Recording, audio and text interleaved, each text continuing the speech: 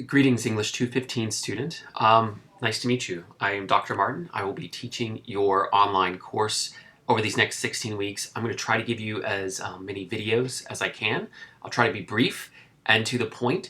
And what I want to do for this first one is to briefly introduce you to the course, mainly talk about Whitman, and set you up for Herman Melville's Battle Pieces next week, which I assigned for you to contrast with Whitman's poetry. They both have different aims, they have different form, the speaker is different, all those particular things. But the course itself is a study of Civil War literature.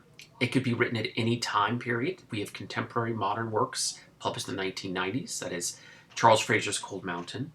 The only two books I'm asking you to get are Frazer's Cold Mountain, which we'll read at the end, as well as Ambrose Bierce's collection of short stories. If you could get Red Badge of Courage, that would be easier to read. And these are available via the Nichols bookstore.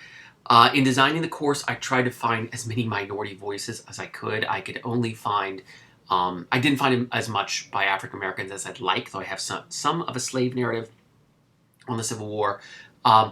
Women, I've included some women, including my cave life in Vicksburg. And Southern writers. Surprisingly, there aren't as many Southern narratives and Southern poetry about the war as there are Northern ones. So that's something to keep in mind as well. So to kind of start you off a little bit with Whitman, the piece you read is taken from his larger collection, Leaves of Grass. What you see on your screen is the title page and the frontispiece. You see Whitman leisurely sitting like an American everyman there. Whitman is himself a persona throughout Leaves of Grass, and it is only he published other works, including a novel that was recently found, but this 1855 volume is the main piece you want to know from him. It's Leaves of Grass. The section I asked you to read, Drum Taps, is his Civil War poetry from that section, and it is you could see kind of a setup for it. Here's Leaves of Grass, or his complete poetry. The poems themselves are based upon Whitman's time as a nurse serving the Union Army in the Civil War. He went to visit his injured brother in Washington, D.C., and ended up staying and helping Union soldiers towards the end of the war. Both he and Melville, whom you're reading next week, sympathize with the North. Certainly, Whitman sees the common humanity between the North and the South. Melville does too, to a certain extent, but he certainly condemns the South and calls them, depicts them as God versus Satan at some point in Battle Pieces. But Whitman sees the common humanity. He's not using drum taps as, force from larger anti-Southern ideology. It is mainly a piece that recounts in vivid terms the horrors and depravity of war that he saw firsthand as a nurse. So I gave you about I think I gave you 9 poems to focus on. I'd love for you to read as much as you can. A couple things that you should note about Whitman's poetry. First, one of the things that I would say about his poetry as a whole, and you'll notice this more next week when you read Melville, is that it is less stylization and it has fewer, I guess I should say, there's not much rhyme, there's not much meter, there aren't stanzas. This is a type of poetry called free verse. He does have poetic form. He uses parallelism, he uses similar words, he uses found rhyme, slant rhyme, but he doesn't use very focused poetic form in stanzas that we associate with poetry. That was very radical for the time. But the other things that I would note, poems such as from Paumanok, starting I Like a Bird, or others of his poetry, they invariably start and stop at Long Island or Manhattan. His poetic vision, not only in Drum Taps, but Leaves of Grass as a whole, is based upon New York City and New York State, where he lived and worked for the majority of his life, though he was a newspaper editor in New Orleans for a very brief time, interestingly enough. But so you'll see Manhattan, you'll see From Paumanok, I Start Flying. He puts himself in his poems, stars. And that's one of the things I was asking you in your reading response for this week. What's his poetic persona? Well, he'll show us the wound dresser, and he'll say I. I mean, clearly it's I. This is against poetic principle. One should, in the 19th century, one should not accentuate their personal experience in poetry. That's another reason that Whitman is so radical in Leaves of Grass and in Drum Taps, as you've been saying. I would note that he uses different voices too. Song of the Banner at Daybreak, I didn't ask you to read this one, but if you get a chance, please do so, has a boy and his father look and a flag who speak, or I should say banner and a poet. They're often in colloquy with one another. They have a conversation, and Whitman scholars suggest that he uses different voices similar to different parts of an opera, like an aria or something like that. But what they're debating in here is the symbolism of the flag. The boy sees the patriotism of it and wants to go fight. The father tries to say, don't resist the flag. I don't want you to go and die, and all those particular things. It's basically the gist of it. So, I mean, some of his works, such as Cavalry Crossing a Ford, which I believe I assigned to you, and Bivouac on a Mountainside, they're almost like photographic recreations of what he saw. A line in long array, where they wind betwixt green islands. And look at that imagery, green islands. They take a serpentine course, their arms flash in the sun, hark to the musical clank. And then Bivouac on a Mountainside starts, I see before me now a traveling army halting below a fertile valley spread. Some of these are distant, the viewer is distant, and the contrast with Melville is that we see the wounds of the soldiers in Drum Taps, in Melville's battle pieces. It's often from the mountainside. But these depictions, Cavalry Crossing a Ford, we could see the poet or speaker, they're one and the same in Leaves of Grass, in several respects, watching the Union Army cross a river or camped on a mountainside or something like that. They're slightly at a distance there. It's almost as if he's just recreating a moment of time, and he does that again when often when he's dressing. It's soldiers. He goes in from the dark into the light. Right? There's always the dark to light. So there's lots of that going on as well. I don't know which of the poems I assigned to you speak to you. Come Up from the Fields, Father. It's a powerful poem. It's more geared towards the mother, and it's basically a poem that's about a soldier's death.